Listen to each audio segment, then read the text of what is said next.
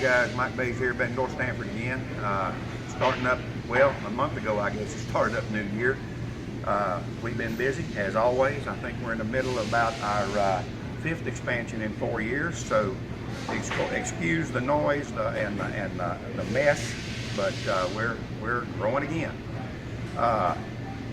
We're going to talk to you about blade guides today on your band slicers for on your bun side of it.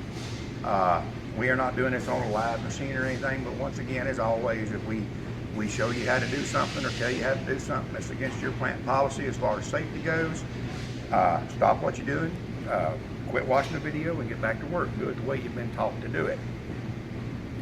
Got James Wayne Scott here. He's new to us. He's just started working for us not too long ago. I've actually known James for longer years than either one of us would care to admit to. I guess he's been in the baking business now about 25 years. A lot of y'all might recognize him. He's been in bakeries all over the world doing training, doing audits, doing installs, doing service work. If anybody's got an interest in getting him in your plant to do some work for you, y'all give us a call. We'll see if we can get him there. I don't know how many people really would want him, but obviously some of them do. We're glad to have him aboard. When James is not working, he kind of goes around smelling air fresheners at Walmart and Dollar General Store. He's got a conspiracy theory about the Hawaiian garden air fresheners, that they smell different at Walmart than they do at the Dollar General Store. If any of y'all would like to see his data on that or anything, y'all just drop us a line and he'll get in touch with you about that. All right, you got your blade guides. You jump in anytime you want to, James. You got your right hand, your left hand. Like so many things on the dadgum auto loader, there's a right and a left. Not a right and a left for a left-hand or right-hand machine, a right and a left specific to the blade, to the machine, the blade slicer. These ceramics, when they start to get wore out, you don't want your blade touching the metal. If it wears down to where your blade is touching the metal, you're going to heat your blade up. You're going to make noise, and your blades are going to start breaking and everything. So before it wears down to the metal edges, we suggest you change them out. Now, if it was me, I would take the whole assembly off the machine. I would take this into the plant, into the shop, and then I could fix this proper, and I just have a new assembly that I would bolt right on the machine. But when you get this in there, it's quite simple. Just take her apart there. I got these loosened, obviously. We made a fool of ourselves on one video doing this, so we set them up now. And we'll take these out. And you got this little shim in between the two. The shim should be about 20 thousandths because the blade is 16 thousandths.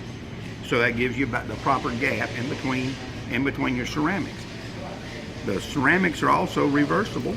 So if one side is wore out, you can flip to the other side and you're good to go. Put the shim back in it, bolt it back on, line it up, you're good to go. The bearing, just one bolt holding the bearing on, and it just pops off and changes. It's not reversible, ha. New bearing on there, put the bolt back in it, and you're good to go on that, and then you're ready the next time to go set this thing on the machine. There's always been a lot of discussion about backing rollers. James and I have both discussed this. I always went in and I set mine about 1/8 of an inch away from the blade. When the blade is running, you don't want it touching the blade. If you do, you're going to wear a groove in this thing. It's very important that this does make contact when the machine is slicing buns. If this is not making contact, then your blade is getting way too much side-to-side movement in the guides, and you're going to wear them out prematurely. Now, I set mine about 1/8 inch. Where do you set yours at? On a sawtooth blade, I go about 1/16, no more than 1/16. If it's a scallop blade, I'll be right at an 1/8. So we're basically in agreement then, somewhere between a 1/16 and an 1/8 of an inch, as long as it's not touching when the blade is running with no product. Exactly. And as long as it does touch when the product arrives, correct? Exactly. If you'll hear a whining, whistling noise coming out of your slicer, chances are that blade is so close to that it's turning that backup. Spinning that bearing, yeah. That's what's making that whistle.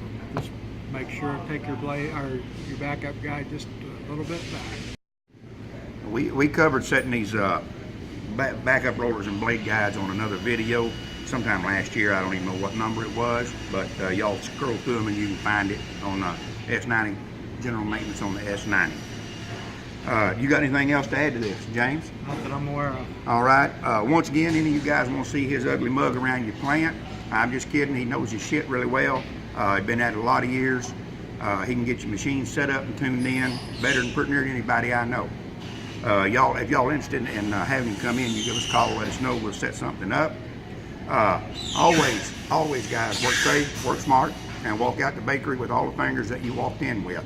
And we'll get you another video here just as quick as we can. Thank you.